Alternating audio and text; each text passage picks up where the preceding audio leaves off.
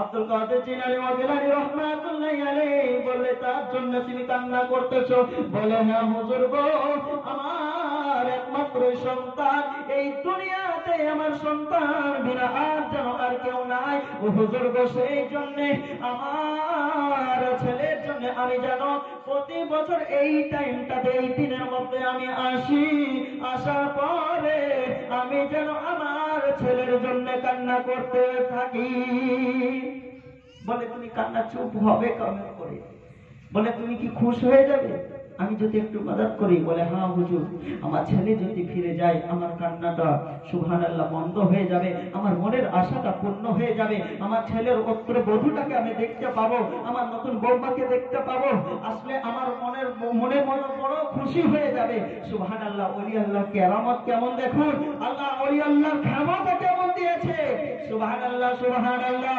আল্লাহ রাব্বুল আলামিনের কাছে যেন আমার আব্দুল কাদের জিলানী ওয়াগিলানী রাহমাতুল্লাহি আলাইহি যেন দরখাস্ত করতে লাগলে, ও আল্লাহ গো রব্বুল আলামিন, তুমি তোমার দরবারে যেন হাত দুই কানা উঠিয়েছি তোমার আব্দুল কাদের জিলানী, আজকে তুমি হাত দুই কানা ফিরিয়ে দিও না। ভাবছে মুসলমান যে আল্লাহর হয়ে যায়, আল্লাহ সেই ব্যক্তির হয়ে যায়। বলুন সুবহানাল্লাহ। তাই কিনা? যেই ব্যক্তি আল্লাহর হয়ে যায়, আল্লাহ সেই ব্যক্তির হয়ে যায়। আব্দুল কাদের জিলানী ওয়াগিলানী এমনি ওলি হয়ে যায়নি।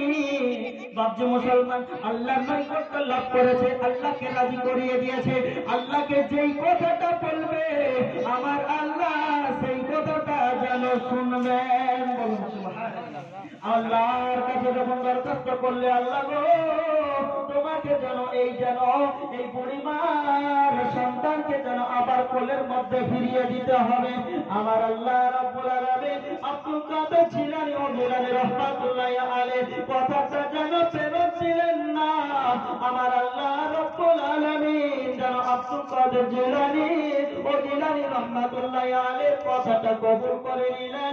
12 বছরের পূর্বেকার ঘটনা আল্লাহ রাব্বুল আলামিন যেন ওই 12 বছর পূর্বে যে একখান সন্তান পর্যন্ত সহমেদ নতুন বৌমা নিয়ে যে দরিয়াতে ডুবিয়ে গিয়েছিল, তলিয়ে গিয়েছিল, আমার আল্লাহর কুদরতিতে আবার যেন ফিরে আসে গেল।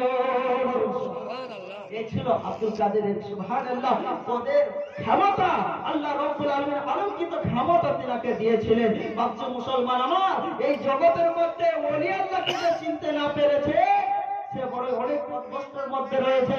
কারণ বাবাজি মুসলমান আমার দয়াল নবী কামলিওয়ালা আকা মুস্তাফা সাল্লাল্লাহু আলাইহি ওয়াসাল্লাম তিনি দ্বীন ইসলামকে প্রচার করেছিলেন। সুবহানাল্লাহ সুবহানাল্লাহ। তারপরে এই সিলসিলা বাই সিলসিলা চলতে আছে। এই চলবে কোথা থেকে? ভাবছে মুসলমান আমার আল্লাহ রাব্বুল আলামিন সুবহানাল্লাহ ওলি আল্লাহকে দুনিয়ার মধ্যে পাঠিয়ে দিয়েছেন, যার কারণে কুরআন শরীফে আল্লাহ রাব্বুল আলামিন ঘোষণা করছেন, আলা সাবধান হয়ে যাও, ও আমার বান্দারা তোমরা সাবধান হয়ে যাও, হুঁশিয়ার হয়ে যাও। তাদের কাছ থেকে আলা ইন্না আউলিয়াল্লাহ, অবশ্যই যিনারা আল্লাহর ওলি হয়ে গেছে। আচ্ছা ভাবছে মুসলমান আমার, এর সামনে যদি লেখা থাকে ডেঞ্জার, খাতরা, যে যেমন ভাবে পড়তে জানে, বিপদ, বাংলাতে লেখা থাকবে কি না থাকবে না? যদি ব্রিজ ভাঙা অবস্থায় হয়ে থাকে ভাবছে মুসলমান আপনারা বুঝতে পারবেন, হতে পারে ব্রিজের মধ্যে কোনো খাতরা রয়েছে, হতে পারে ব্রিজের মধ্যে কোনো রকমের বিপদ রয়েছে, হতে পারে ব্রিজের মধ্যে কোনো রকমের ডেঞ্জার খাতরা রয়েছে, যার কারণে তার আগে পূর্বে এলার্ট করে দিয়েছে। কারণ এইখানে জেলে পরে কোনো রকমের বিপদ হতে পারে। এই যে সুবহানাল্লাহ সামনে দেখতে পাচ্ছেন চারদিকে পোলকুটি রয়েছে, পোলকুটির নিচে দেখবেন সুবহানাল্লাহ বড় বড় পোলকুটির নিচে লেখা থাকে বিপদ, অনেক জায়গাতে লেখা থাকে কি ডেঞ্জার, অনেক জায়গাতে লেখা থাকে কি খাতরা। সুবহানাল্লাহ কারণটা কি, বিষয়টা কি? আমি তখন সুবহানাল্লাহ মাইন্ডের মধ্যে জিজ্ঞাসা করলাম, ও বলো এই জায়গাগুলোতে এই সব বিষয়গুলো লেখার কারণটা কি, বিষয়টা কি?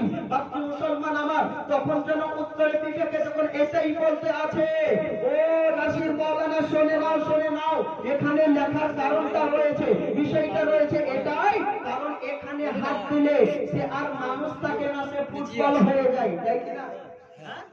এখানে হাত দিলে সে বোমের মতন ফুটে বাষ্ট হয়ে যায়। তাহলে বাবাজি মুসলমান, যার কারণে এইখানে হাত দেওয়া যাবে না, এই জন্য আগে থেকে অ্যালার্ট করে দেওয়া হয়েছে। বাবাজি মুসলমান, আমার বলার উদ্দেশ্য হচ্ছে এটাই, আল্লাহ রাব্বুল আলামিন জানে যে এর মধ্যে কতটা ক্ষমতা রয়েছে, এর মধ্যে কতটা পাওয়ার রয়েছে, এর মধ্যে কতটা আল্লাহ রাব্বুল আলামিন শক্তি দিয়েছে। আল্লাহ রাব্বুল আলামিন এই জন্য দুনিয়াবাসীকে, এই জন্য তিনার বান্দাদেরকে যেন এলার্ট করে দেওয়া হয়েছে, তিনার বান্দাদেরকে সাবধান করে দেওয়া হয়েছে, যাতে আমার বান্দারা কোন রকমের ক্ষতিগ্রস্ত না হয়ে যায়, কোন রকমের বিপদে না পড়ে যায়, কোন রকমের ক্ষতিগ্রস্ততে না হয়ে যায়। বাবা মুসলমান আমার, আল্লাহ এই জন্য আল্লাহ শব্দ ব্যবহার করে দিলেন প্রথমে যে তোমরা হুঁশিয়ার হয়ে যাও, সাবধান হয়ে যাও আমার ওলি আল্লাহর কাছ থেকে। কারণ ওলি আল্লাহর শানে যদি কোন রকমের বেয়াদবি হয়ে যায়, কোন রকমের ত্রুটি হয়ে যায়, কোন রকমের খাতরা হয়ে যায়, কোন রকমের বিপদ হয়ে যায়, তাহলে আমি আল্লাহ সেটা সহ্য করতে পারবো না। ঠিক